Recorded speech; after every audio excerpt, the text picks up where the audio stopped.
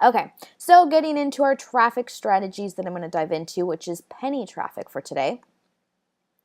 So, an introduction. What is penny traffic? What, any of this kind of aspects. So, here's some pros when we're going to get into talking about it. There's tons of traffic with this source. You literally tons and tons and tons. It's very quick. Most paid traffic methods are generally pretty quick.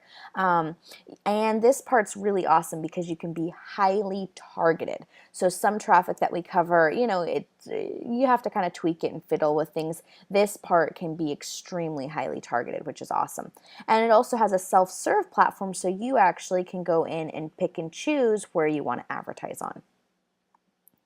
The con here, there's definitely an initial investment required to get going. You can't start, just kind of piddly and getting it going. You definitely have to make an investment. With this, it's $100 up to about $1,000 to get started.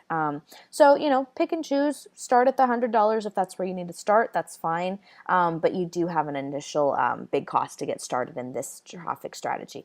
The other, not so much of a con, but something to be aware of is when we're talking about self-serve platforms, it means that, it really comes down to your skills in order to make this a highly profitable traffic strategy. So it's not something, when we talked about other ones, there's not too much skill or technique involved. It's just, buy clicks or something like that. This one, you definitely have to know what you're doing a little more. It's not hard, but follow what we're saying, go through this stuff and really just get in there, get your feet wet, and you're going to learn along the way. Okay, so how it works, right? So traditionally, somebody does a Google search or any kind of search engine search.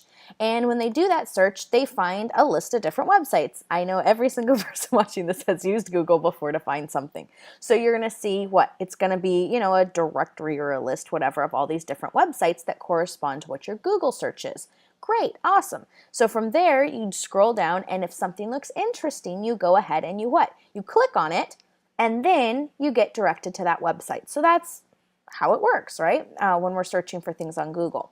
Well, this traffic source is pretty ninja, and it completely changes the game. So instead of going and clicking on a website, something happens.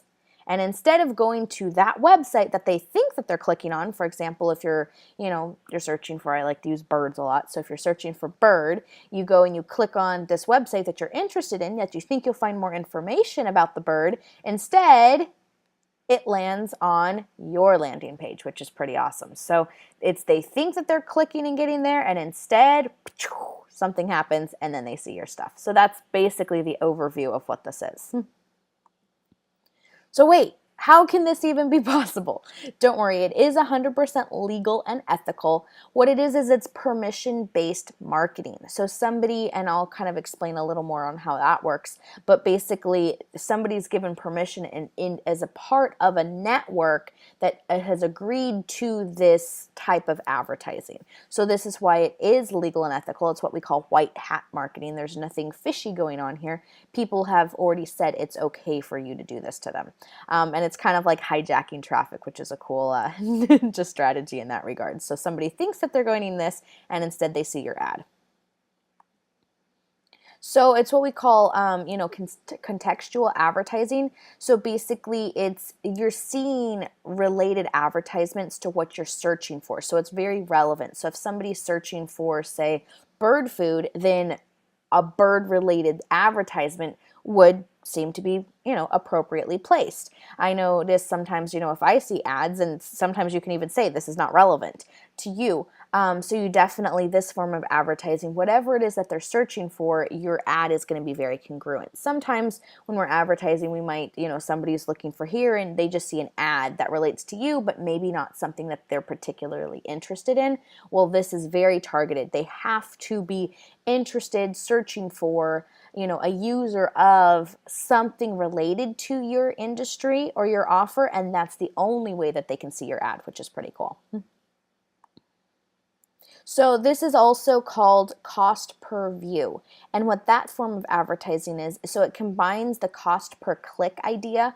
For those who aren't familiar, it's if you think like Google AdWords, a lot of people understand what that is. So if you go on Google, you're going to see some sponsored stuff come up. If you click on their link, that advertiser gets charged. That's cost per click. So those advertisers only get charged if somebody actually clicks on the ad. On the other hand, then there's pricing on some of the other things we've talked about called CPM, or cost per impression, that it's a lot cheaper, but the advertiser's getting charged just by having their ad seen. Whether or not it gets clicked on is irrelevant, and they don't pay for that. So where this works is a cost per view is basically, it's taking the cheap pricing of cost per impression, because usually those are for pennies, or that's why this is called penny traffic. But whereas cost per click is usually, $1 to, sometimes $10, $20, as if it's a highly competitive keyword. So it's taking the pricing cost of the cost per impression, but you're only getting charged if somebody views your ad, which is pretty awesome. And when that's being said, that means that somebody's searching for something relevant to your ad and it pops up, and that's when you get charged. So what is this popped up that I talk about? Well, there's different types of things. So a pop-up, literally, it's a new browser that pops up over the window. Pop-unders are another type of thing. So it just kind of, if they're Xing out windows, then they'll see you afterwards. And then this interstitial advertising, this is a website displayed before or after you get on the page. Probably not understanding what that is. A good thing is if you're going to a different site, and let's say you're looking up like an alcohol or something like that, it's going to say, hey, you need to confirm that you're over 18 or over 21 in order to access that website. Technically, there's nothing that you have to do except say enter site, or confirm I'm over 18 or something like that. So you click on that and then it takes you to the website. That's what this is. I think Forbes.com is actually doing something like that right now. So if you go type on Forbes, something pops up. It's actually a little advertisement, but it's not an advertisement that you can X out. It's literally this intermediate page that comes when you go to Forbes.com. It comes up with this little ad, and then you can either click on the ad, or like in the top right, it'll say, continue to Forbes.com. So that's what that type of advertising is. So those are basically the three different ways that this type of penny traffic gets displayed. So it'll pop up over the browser, it'll just open in a new window that they'll see later, or it'll actually be an advertisement that hits it before they can get to that website and they have to click continue. So this is kind of just a sample from one of the vendors that we use on these. So how it looks like. So they go and they search, they click, and then this new type of browser pops up over it that's going to have your ad, which in this case is actually your landing page. So those, that's just kind of what it looks like.